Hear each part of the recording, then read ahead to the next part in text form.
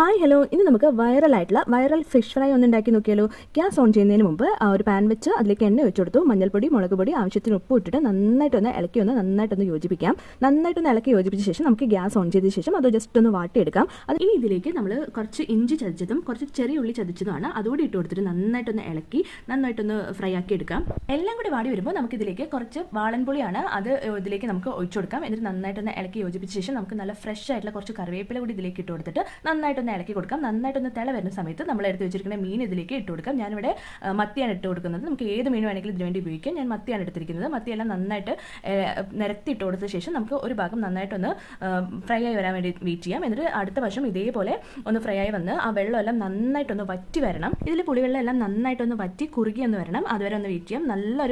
നല്ലൊരു സ്മെല്ലാണ് ഈ സമയത്ത് നമുക്ക് വരുന്നുണ്ടാവുക. വളരെ ടേസ്റ്റി ആയിട്ടുള്ള വളരെ അടിപൊളിയാണ്. ഒരു പ്രാവശ്യമെങ്കിലും മസ്റ്റ് ട്രൈ ആയിട്ടുള്ള ഒരു ഐറ്റം ആണ്. ഇഷ്ടമെങ്കിൽ എന്നെ ഒന്ന് സബ്സ്ക്രൈബ് ചെയ്ത് സപ്പോർട്ട് ചെയ്യാൻ മറക്കാൻ. ലേറ്റ്.